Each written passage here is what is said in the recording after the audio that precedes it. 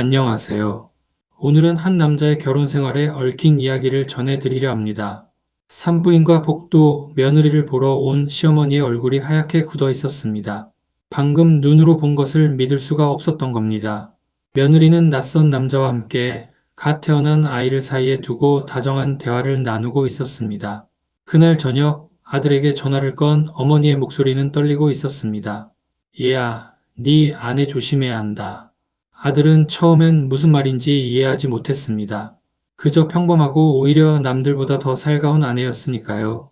하지만 어머니가 전한 그 짧은 한마디는 그날 이후 그의 인생을 송두리째 흔들어 놓게 됩니다. 대체 산부인과에서 무슨 일이 있었던 걸까요? 평범해 보였던 며느리의 뒷모습에는 아무도 몰랐던 이야기가 숨어 있었습니다. 이 반전의 전체 이야기가 궁금하시다면 잠시만 구독 버튼을 눌러주세요. 평범해 보이는 사람들의 숨겨진 이야기를 매일 전해드립니다. 알림 설정까지 해두시면 다음 이야기를 놓치지 않고 보실 수 있을 겁니다. 자, 이제 시간을 돌려서 이 모든 일이 시작된 순간부터 차근차근 들려드리겠습니다. 정우석은 지방소도시에서 건설자재 유통회사 영업소를 맡고 있는 38살의 평범한 가장이었습니다. 사업을 크게 일군 아버지 밑에서 성실하게 일을 배웠고 30 초반부터는 아버지 회사의 지방 영업소를 총괄하며 서울과 지방을 오가는 생활을 했습니다. 바쁘게 살다 보니 연애할 시간조차 넉넉지 않았던 그가 아내를 만난 건 지인의 소개로 가입한 러닝 동호회에서였습니다. 처음엔 그저 아는 오빠 동생 사이였습니다. 어느 날 동호회 모임 후 다 함께 맥주를 마시던 자리에서 유독 표정이 어두워 보이던 그녀에게 우석은 넌지시 말을 걸었습니다.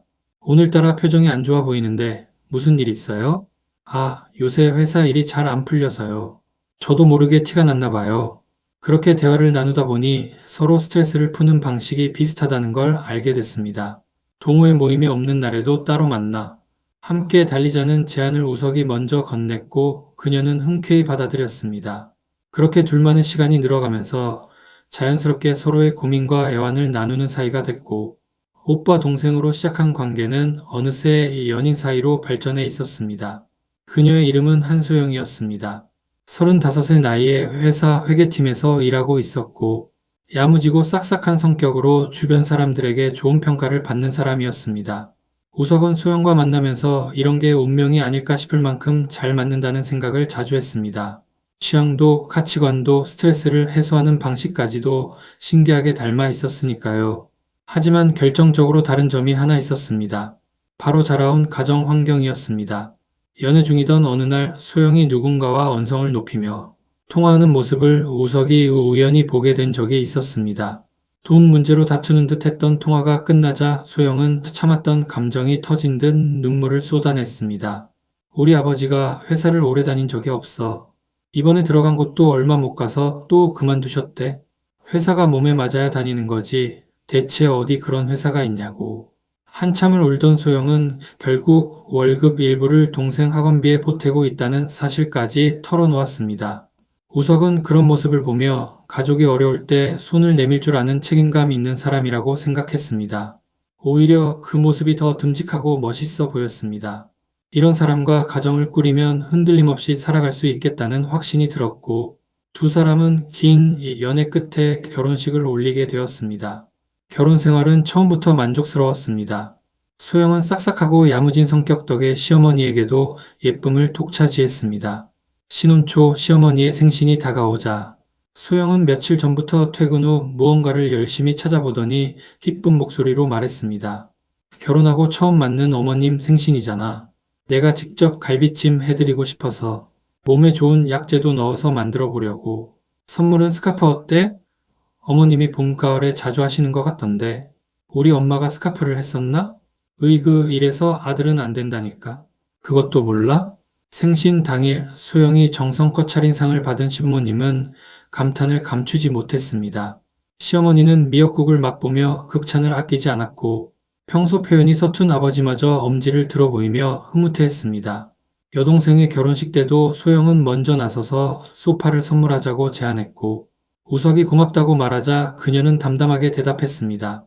우리 같이 사는 부부인데 양가 부모님 모두 내 부모님처럼 섬겨야지. 이건 당연한 거야. 소영이 시댁에 이렇게 정성을 쏟는 만큼 우석도 처가에 최선을 다했습니다.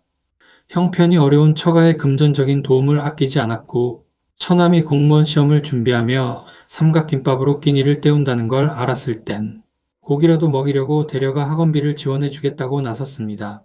처남은 고기를 먹다 말고 눈물을 펑펑 흘리며 고마워했습니다. 모든 것이 순조로워 보였습니다. 사랑하는 아내, 화목한 가정, 서로를 위하는 두 집안. 우석은 이 정도면 자신의 가정에 아무런 문제가 없다고 굳게 믿고 있었습니다. 하지만 그 믿음이 산산조각 나는 순간이 그리 멀지 않은 곳에서 서서히 다가오고 있었습니다. 우석은 아버지 회사의 성장과 함께 점점 더 바빠졌습니다.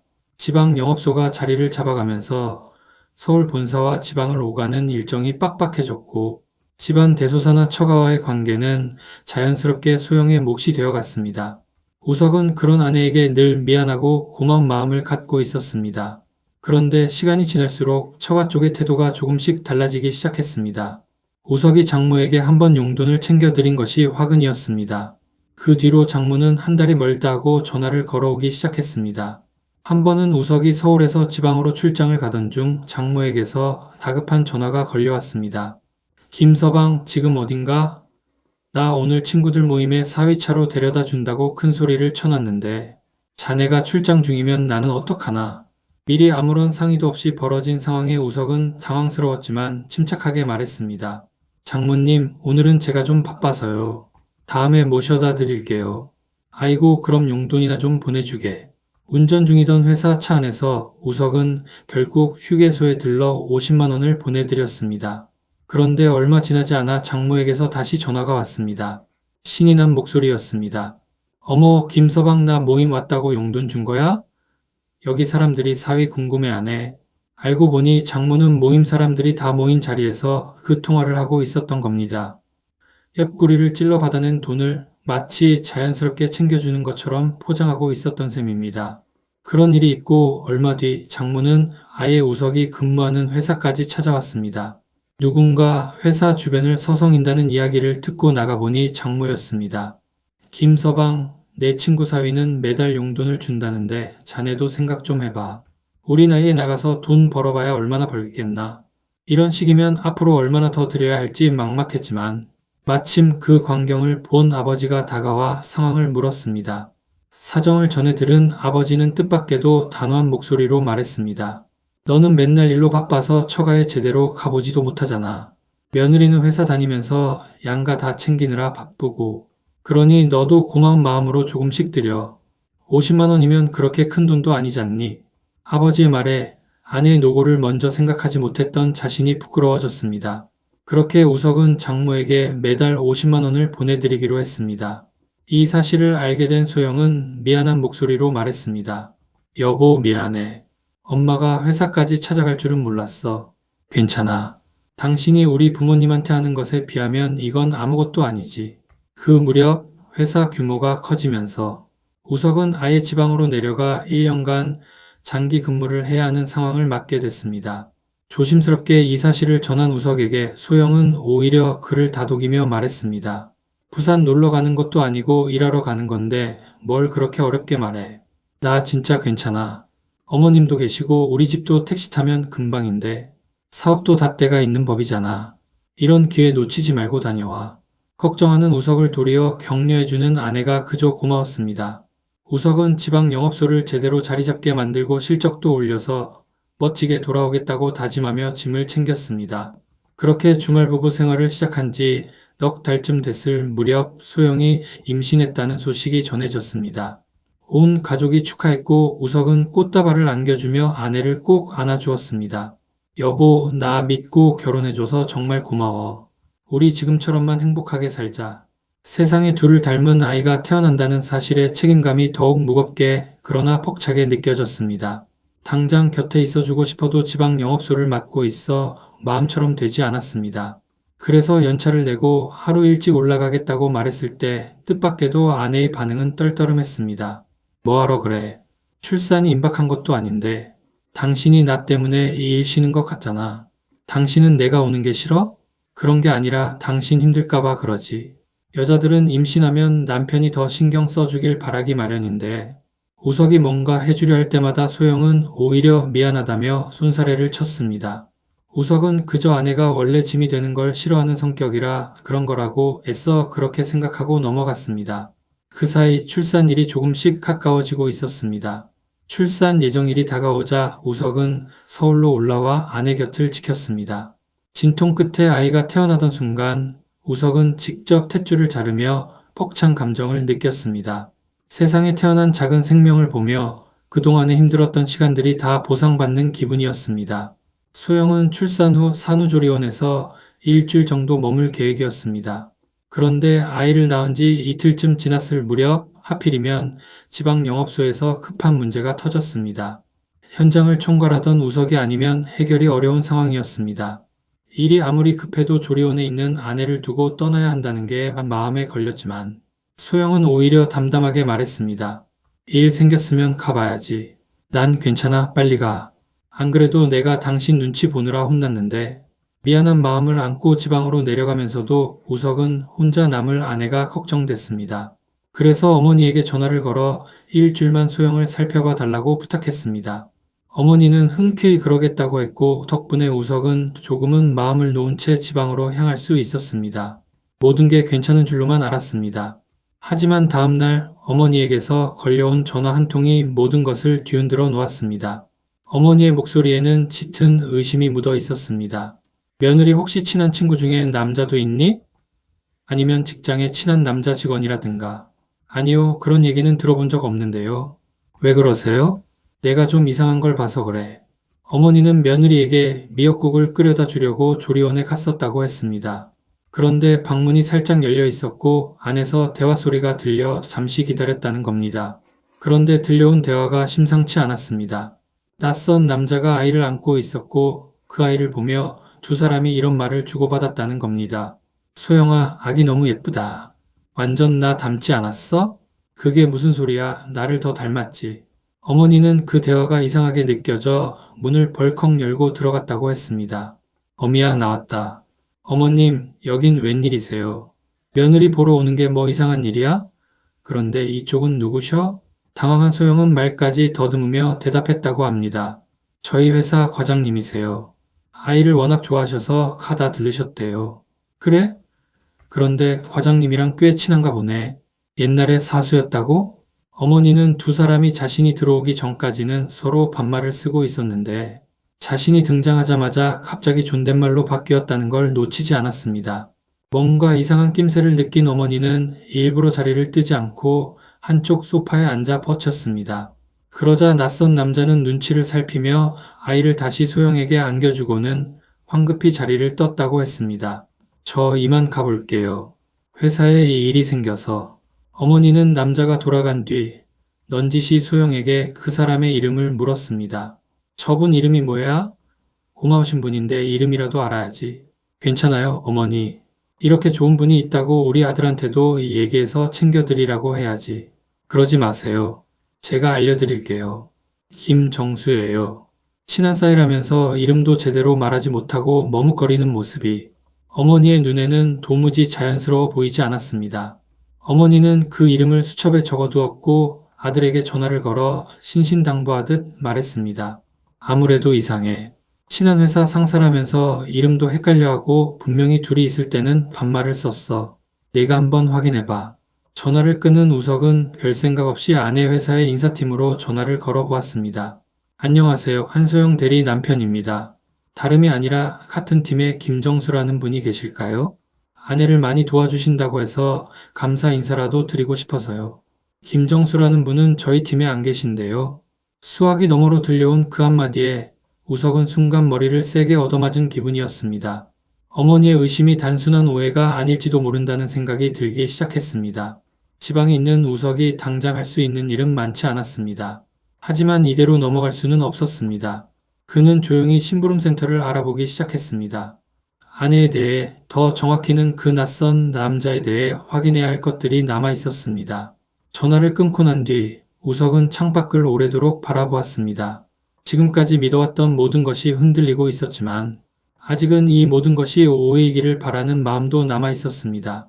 하지만 며칠 뒤 그에게 도착한 사실은 그 작은 희망마저 완전히 무너뜨리게 됩니다. 심부름센터에 조사를 의뢰한 뒤 우석에게는 하루가 1년처럼 느껴지는 시간이 흘렀습니다. 그 사이 소영은 조리원을 나와 아이와 함께 집으로 돌아왔고 우석은 지방에서 일을 처리하며 애써 평정심을 유지하려 했습니다. 하지만 마음 한구석은 늘 무겁게 가라앉아 있었습니다. 그리고 마침내 심부름센터에서 연락이 왔습니다. 직원은 조심스러운 목소리로 말을 꺼냈습니다. 사장님, 저희가 알아봤는데요. 두 분 다 얼마나 꼼꼼하고 조심스러운지 증거 잡기가 쉽지 않았어요. 그래도 확실한 게 나왔습니다. 100% 확실합니다. 이쪽 일을 오래 했지만 이렇게 철두철미하게 만나는 사람들은 저도 오랜만에 봤어요. 건네받은 사진과 영상 속에는 소영과 그 남자가 함께 있는 모습이 담겨 있었습니다. 다정하다 못해 오래된 연인처럼 편안해 보이는 두 사람의 모습에 우석은 말문이 막혔습니다. 직원은 심각한 표정으로 덧붙였습니다. 그런데 이 두 사람 과거에 사귄 사이였어요.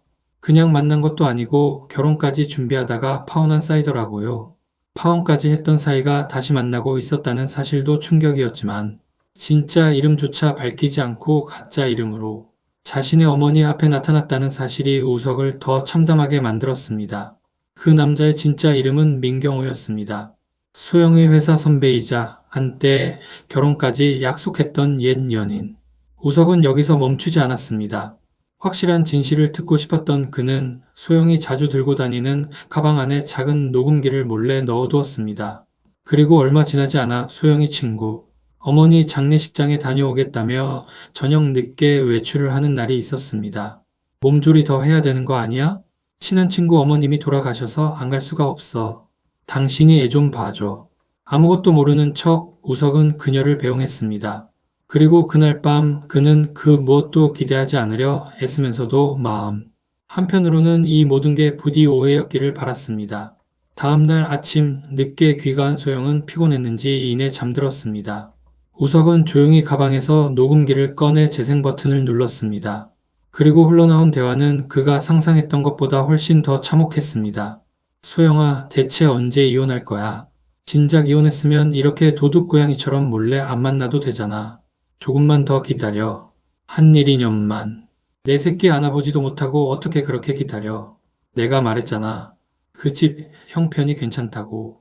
건수만 잘 만들어서 내가 피해자인 척하면 재산 분할로 최소 5억은 받을 수 있어. 통장에 돈도 없으면서 좀 참아. 우석은 그 자리에 얼어붙은 듯 서 있었습니다.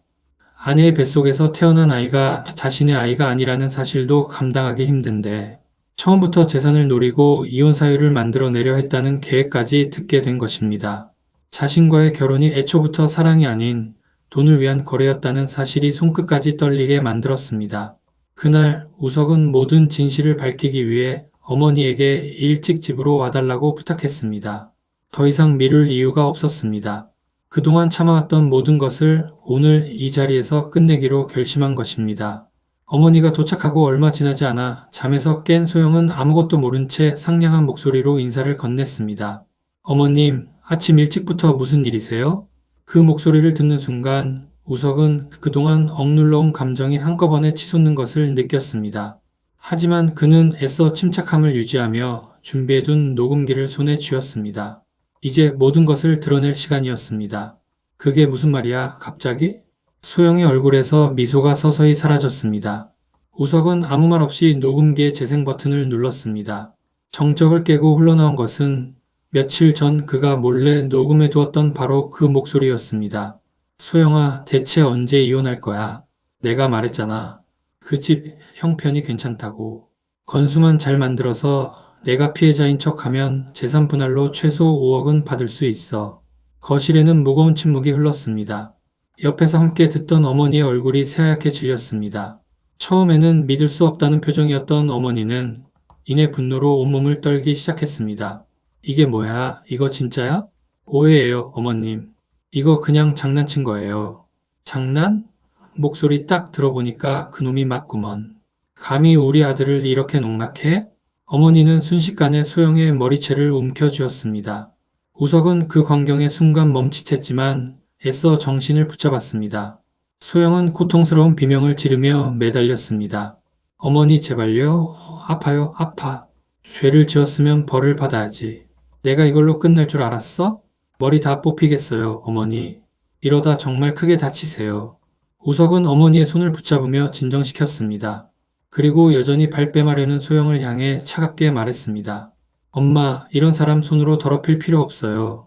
그냥 놔두세요. 어차피 곧 죗값 받게 될 테니까. 뭐? 나보고 지금. 유전자 검사하면 되겠지. 그 한마디에 소영의 얼굴이 완전히 굳었습니다. 더 이상 발뺌할 수 없다는 걸 깨달은 듯 눈빛이 흔들리기 시작했습니다. 하지만 여전히 뻔뻔함을 놓지 않았습니다. 녹음본이 있어도 발뺌을 해? 좋아, 그럼 나도 가만히 있지 않을 거야. 정신적 피해 보상의 위자료까지 전부 청구할 테니까 두고 봐. 이제 와서 뭘 청구한다는 거야? 지금 애 걱정이나 해. 당신이 그러고도 애 엄마 자격이 있어? 당장 짐 싸서 나가. 소영은 마지막까지 매달렸지만 우석은 더 이상 흔들리지 않았습니다. 몸에 붙은 벌레를 떼어내듯 그녀를 밀어내며 말했습니다. 떨어져. 아직도 뜯어먹을 게 남았어? 결국 소영은 한참을 실랑이하다 짐을 챙겨 나갔습니다. 오랫동안 집안을 어지럽히던 무언가가 사라진 듯 이상하리만치 후련한 기분이 들었습니다. 하지만 그 후련함도 잠시였습니다. 며칠 뒤 우석은 장인에게서 걸려온 전화를 받게 됩니다. 김서방, 미안한데 혹시 200만 원만 보내줄 수 있을까? 이번에 해외여행 가는데 여비가 좀 부족해서 말이야. 기가 막힌 우석은 순순히 알겠다고 답했습니다. 하지만 그가 보낸 것은 돈이 아니었습니다. 소영의 불륜을 담은 사진과 영상 그리고 녹음 파일이었습니다. 곧이어 다급한 전화가 걸려왔습니다. 이게 지금 뭔가? 내 딸이 그럴 리가 없어. 그게 따님이 저한테 보여준 실체입니다. 아니 그럼 내 돈은? 돈 안 주고 이런 걸 보낸 거야? 딸의 외도 증거를 보고도 여전히 돈 이야기를 하는 장인을 보며 우석은 왜 소영이 그런 계획을 세웠는지 비로소 이해가 갔습니다. 그 아버지의 그 딸이었습니다. 아저씨 지금 상황 파악이 안 되세요? 딸이 가정을 파탄냈는데 저한테 돈을 요구하시게요? 다시는 전화하지 마세요. 전화를 끊은 우석의 손이 떨리고 있었습니다. 분노 때문만은 아니었습니다. 지금까지 믿어왔던 모든 관계가 사실은 처음부터 잘못 끼워진 단추였다는 사실을 마주한 탓이었습니다. 그리고 우석은 알지 못했습니다. 이 모든 사건의 뒤에 눈에 띄지 않게 판을 짜고 있던 또 다른 인물이 있었다는 사실을. 이혼 소송이 본격적으로 시작되면서 우석은 그동안 알지 못했던 사실들을 하나둘씩 마주하게 됐습니다. 소영과 민경호가 몰래 만난 지 2년이 넘었다는 사실을 알게 됐을 때는 그저 속이 시원하기보다 허탈함이 먼저 밀려왔습니다. 그런데 소송이 진행될수록 이상하게 손발이 척척 맞는 움직임이 눈에 띄기 시작했습니다. 소영 측 변호사가 제출한 서류 중에 우석이 전혀 알지 못하는 채무 내역이 들어 있었던 겁니다. 결혼 생활 중 생겼다는 공동 채무, 그것도 꽤 큰 금액이었습니다. 소영이 재산 분할에서 유리한 위치를 차지하기 위해 미리 만들어둔 함정이라는 걸 우석은 서류를 펼쳐본 순간 직감했습니다. 그리고 그 채무의 채권자로 적힌 이름이 우석의 눈길을 사로잡았습니다. 오필주. 낯설지 않은 이름이었습니다. 오필주는 민경호의 매형이었습니다. 사적인 대출과 지인간 자금 융통을 알선하는 일을 하며 필요할 땐 언제든 서류상 채권자로 이름을 올려주는 대가로 수수료를 챙기는 인물이었습니다. 그런데 놀라운 점은 우석이 오필주라는 사람을 이미 알고 있었다는 것이었습니다. 몇 년 전 지방 영업소 일로 자금 문제가 꼬였을 때 아는 지인의 소개로 급전을 융통해준 사람이 바로 오필주였습니다. 그때만 해도 인상 좋고 상냥한 어려운 순간에 도움을 준 고마운 사람이라고만 생각했습니다. 명절이면 안부 인사를 건네고 몇 번은 술자리도 함께 했던 사이였습니다. 그런데 그 오필주가 처음부터 소영과 민경호의 계획을 함께 짜고 있던 사람이었다는 사실이 서서히 드러나기 시작했습니다. 우석은 예전 회계 업무를 하며 익혔던 습관대로 서류를 하나하나 다시 살펴보기 시작했습니다. 채무가 발생했다는 날짜, 자금이 오고 갔다는 계좌 내역, 그리고 서명이 들어간 서류의 형식까지 꼼꼼히 뜯어보니 이상한 점들이 하나둘 눈에 들어왔습니다. 채무가 발생했다는 시점은 우석이 지방으로 장기 근무를 떠나 있던 바로 그 시기와 정확히 겹쳐 있었습니다. 계좌 내역을 살펴보니 돈이 오간 흔적은 있지만 실제로 그 돈이 어디에 쓰였는지는 어디에도 남아있지 않았습니다. 형식적으로 급조된 서류라는 게 눈에 보였습니다. 우석은 예전 알고 지내던 회계사에게 서류를 보여주며 자문을 구했습니다. 회계사는 서류를 살펴보더니 고개를 끄덕였습니다. 이건 딱 봐도 사후에 만든 서류입니다. 날짜만 맞춰놓고 실제 자금 흐름은 전혀 없어요. 법원에 제출하면 충분히 다툴 수 있는 부분입니다. 그 말을 들은 우석은 그동안 자신에게 다정하게 굴었던 오필주의 얼굴이 떠올랐습니다. 처음부터 이 판을 짜기 위해 접근했던 것인지 아니면 나중에 이용할 목적으로 관계를 유지해왔던 것인지는 알 수 없었지만 어느 쪽이든 소름 끼치는 건 마찬가지였습니다. 우석은 변호사와 함께 채무 서류의 허점을 하나하나 정리했습니다. 자금 이체 내역과 실제 지출 증빙이 일치하지 않는다는 점, 채무가 발생했다는 시점에 정작 오필주 본인의 계좌에서는 그만한 자금이 빠져나간 기록조차 없다는 점까지 낱낱이 밝혀냈습니다. 법정에 제출된 반박 자료를 본 상대 측 변호사의 표정이 눈에 띄게 흔들렸습니다. 오필주가 만들어둔 위장 채무는 우석의 꼼꼼한 확인 앞에서 서서히 무너지기 시작했습니다. 재판부는 결국 해당 채무를 재산분할 대상에서 제외하기로 결정했습니다. 소영과 민경호 그리고 뒤에서 판을 짜고 있던 오필주까지 이들이 그렸던 완벽한 계획은 우석이 놓지 않았던 서류 한 장 한 장 앞에서 무너져 내렸습니다. 법정을 나서던 날 우석은 멀리서 굳은 얼굴로 서 있는 오필주와 눈이 마주쳤습니다. 서로 아무 말도 하지 않았지만 그 눈빛만으로도 모든 것이 끝났다는 걸 알 수 있었습니다. 법원의 판결로 위장 채무가 무효 처리된 뒤 소영과 민경호 그리고 오필주까지 이어졌던 계획은 완전히 무너졌습니다. 하지만 우석은 여기서 멈추지 않았습니다. 자신의 인생이 이렇게 망가진 만큼 이 모든 것을 꾸민 이들에게도 그에 걸맞은 대가를 치르게 하고 싶었습니다.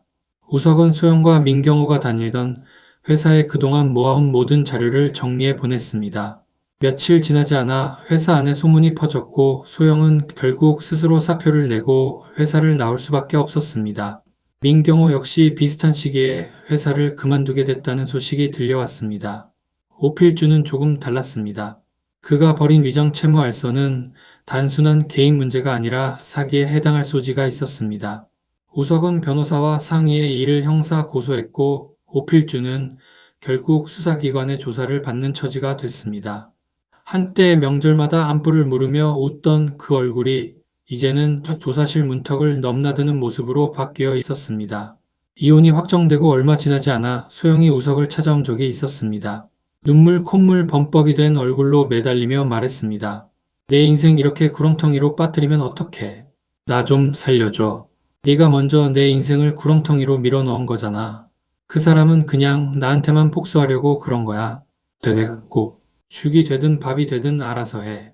연락하고 싶으면 변호사 통해서 해. 우석은 눈물로 얼룩진 그녀를 현관 밖으로 조용히 떠밀 듯 배웅했습니다. 더 이상 흔들릴 이유가 없었습니다. 그 후로 들려온 소식들은 하나같이 씁쓸했습니다. 이혼 후 얼마 지나지 않아 소영과 민경호는 함께 살림을 차렸다고 했습니다. 하지만 두 사람 모두 회사를 그만둔 상태였고 예전처럼 넉넉하게 쓰던 생활을 유지할 방법이 없었습니다. 우석과 살 때는 마음껏 카드를 쓰고 용돈까지 받아 쓰던 소영이었지만 이제는 상황이 완전히 달라져 있었습니다. 결국 얼마 못 가 두 사람은 성격 차이를 이유로 갈라섰다는 소식이 들려왔습니다. 오필주 역시 형사 재판에서 유죄를 선고받았습니다. 사적 대출을 알선하며 벌였던 다른 위장 거래들까지 함께 드러나면서 그가 그동안 쌓아온 신뢰는 완전히 무너졌습니다. 우석은 그 소식을 전해 듣고도 크게 놀라지 않았습니다.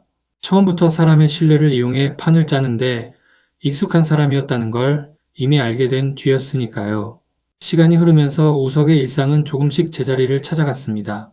지방 영업소는 다시 안정을 찾았고 우석은 예전보다 더 신중하고 차분한 사람이 되어 있었습니다. 사람을 쉽게 믿었던 예전의 자신과는 확실히 달라져 있었습니다. 한 번은 처남에게서 연락이 왔습니다. 처남은 여전히 미안한 마음을 품고 있었는지 조심스러운 목소리로 안부를 물었습니다. 매영 잘 지내세요? 그때 일은 정말 죄송했어요.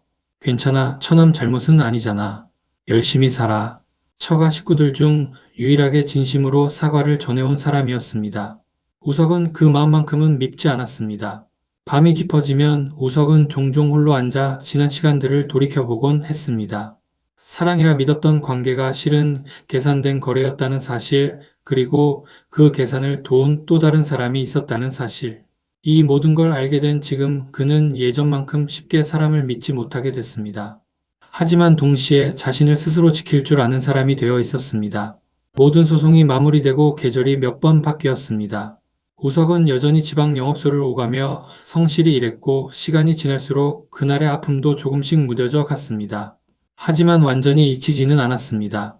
문득 아이의 웃음소리를 닮은 아기를 마주칠 때면 가슴 한켠이 저릿해지곤 했습니다. 자신의 아이인 줄 알았던 그 작은 생명에게는 아무런 잘못도 없었으니까요. 그러던 어느 날 우석은 걸려온 낯선 번호의 전화를 받았습니다. 술에 취한 목소리 소영이었습니다. 당신이 얼마나 소중한 사람인지 몰랐어.